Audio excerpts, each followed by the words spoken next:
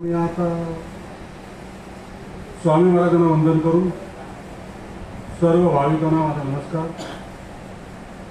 आज शनिवारच्या सत्रामध्ये या सत्संगामध्ये आपण सम्मिलित झालेलो आहोत। समर्थांचा समाज आहे नामस्मरण नवभक्ती सांगितलेली आहे। ललिता भक्ती मागा निरोपरे कीर्तन ते सकाळांची करी पाहू। आता ऐका विष्णू स्मरण तिसरी भक्ती। स्मरण देवाचे करावे अखंड नाम जपत जावे नाम स्मरण पाहावे समाज इतके नेम प्रातः काळ मध्यान काळ सायंकाळ नाम स्मरण सर्व काळी करीत जावे। सुख दुःख उद्वेग चिंता अथवा आनंद रूप असतात नाम स्मरणे विना सर्वता धावच नाही। समर्थ म्हणतात कोणत्याही परिस्थितीमध्ये नाम स्मरणाला तुम्ही बाजूला ठेवू नका। नाम स्मरण सतत तुकाराम महाराज म्हणतात नाम स्मरण कीर्तन साधन पैसे जळतील पापे जन्मांतरी न लगे सायास जाळे वनांतरा सुखे येतो घरा नारायण। तुम्ही नाम स्मरण जर करत राहिला तर तो नारायण तुमच्या घरी आहे असं तुकाराम महाराज म्हणतात। नामस्मरण फार भक्ती आहे। कबीरांचं धो म्हणतो राम सुमीर के रयन करेना फिर कैसे सुख पावेगा कृष्ण सुमीर के कर्म करेना यूं ही जग से जाएगा। वो भगवान को भजने वाले क्या भगवान को जाना है पास पड़ोस दुखी दिनों में क्या उसको पहचाना है। जब तक तेरी खुदी न टूटे खुदा नजर नहीं आएगा। काय म्हणतात कबीर महाराज की तू राम राम राम असं म्हणतोयस पण प्रभू रामचंद्र दयेचे मूर्तिमंत अवतार होते। तू राम राम म्हणतोस पण कोणावरती दयाच दाखवत नाही। कृष्ण कृष्ण म्हणतोयस पण भगवान श्रीकृष्णाने भगवद्गीतेमध्ये कर्मयोग सांगितलेलं आहे ते तू तसं कर्मच करत नाही। तू फक्त कृष्ण कृष्ण म्हणतोयस।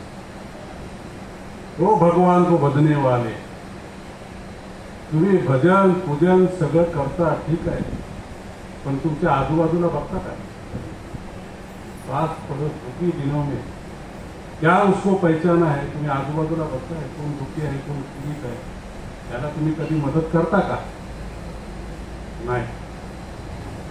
जब तक तेरी खुदी ना टूटे जोपर्यंत तुझी देहबुद्धी आहे जोपर्यंत तुझा अहंकार आहे तोपर्यंत त्याची प्राप्ती होणार नाही प्राप्ती होणार। एक तुकाराम महाराजांचा एक प्रसंग आहे की नामस्मरण करणं किती कठीण आहे। ते तुकाराम महाराजांच्या प्रसंगावरून आपल्याला लक्षात येईल। तुकाराम महाराज पूर्वी श्रीमंत होते बरं का। परंपरा त्यांची महागणकी होती। किराणा मालाचं दुकान होतं श्रीमंत होते। रामकृष्ण हरी म्हणत म्हणत ते चालले होते ते एका घराचं बांधकाम चालू होतं। ते बांधकाम करणारे मजूर होते काय त्यांनी विचारलं तुकाराम महाराजांनी तुम्हाला या बांधकामाचे किती पैसे मिळतात ते म्हणाले 4 आणे मिळतात आम्हाला। किती तास तर 8 तास। म्हणाले मी तुम्हाला 1 रुपया देतो काय करायचं फक्त विठ्ठल विठ्ठल म्हणायचं दुसरं काय किती 4 तास फक्त 4 तास मी 8 तास काम करतो ना फक्त 4 तासच विठ्ठल विठ्ठल म्हणायचं। म्हणे सोपं आहे येतो आम्ही द्या म्हणे उद्यापासून। एका ओटीवरती 5-6 मजुरांना बसवलं आणि सांगितलं विठ्ठल विठ्ठल म्हणा 4 तासानंतर 1 रुपया देईन प्रत्येकाला। झाले सुरुवात केली विठ्ठल विठ्ठल म्हणायची 4-5 लोकांनी सुरुवात केली विठ्ठल विठ्ठल म्हणायची। ते 5 मिनिटं म्हणाले हा मिनिटं म्हणाले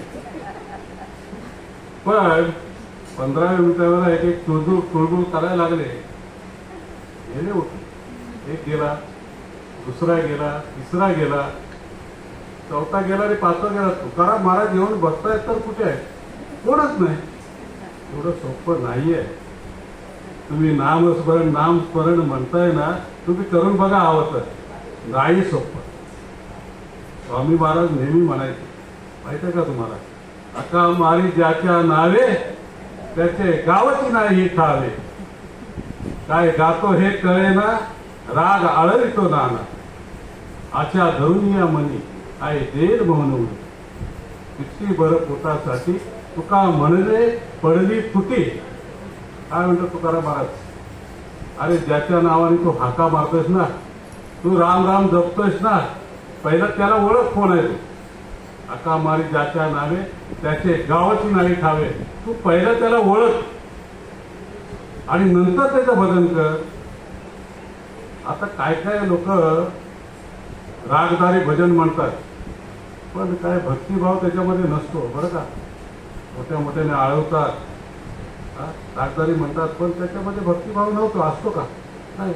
आपण देवळात जातो, मंदिरात जातो, अशा धरून या मनी काय काय देईल म्हणून. काय देवासाठी जातो? अरे देवा मला काहीतरी दे बाबा, माझं ह्या वर्षी प्रमोशन होते,